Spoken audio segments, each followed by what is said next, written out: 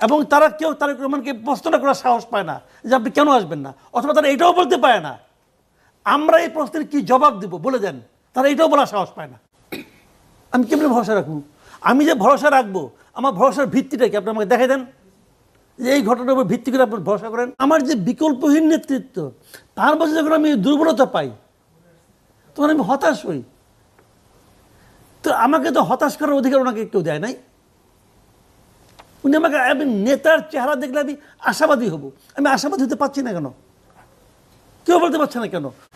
কারণ আমি যখন আমার লিডারের দিকে তাকাই, আমি কিন্তু আমার লিডারের মধ্যে এক ধরনের, আমি যাকে লিডার মানতে চাই, ভাবতে চাই, আমি তার মধ্যে এক ধরনের দৃঢ়তা, তার মধ্যে এক ধরনের অন্যের মুখাপেক্ষী না হওয়া, এরকম একটি লিডার আমি চাই।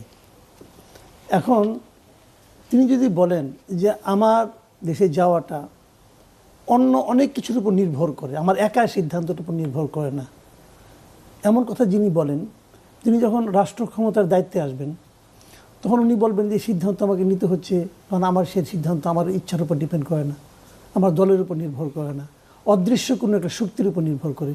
তো অদৃশ্য শক্তির কাছে যিনি বাধা পড়ে আছেন, তেমন লোক তো জাতিকে আপনার নেতৃত্ব দেওয়ার যোগ্যতা রাখেন না।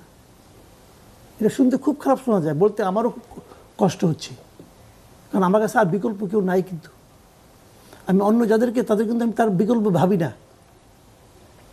আমি যাকে বিকল্পহীন মনে করি তার মধ্যে যখন এই দুর্বলতাটা দেখি তখন কিন্তু আমি কষ্ট পাই। কাজেই এই জিনিসটা ভালো না। পৃথিবীর কোনো দেশ তার সরকার প্রধানের জন্য এই বৈশিষ্ট্যটাকে কামনা করে না। এখন যারা ওনার দলের লোক, সমস্যাটা কথা জানেন, আমরা এমন একটা রাজনীতির সঙ্গে থাকি, শীর্ষ নেতৃত্বকে প্রশ্ন করার কেউ সাহস রাখে না।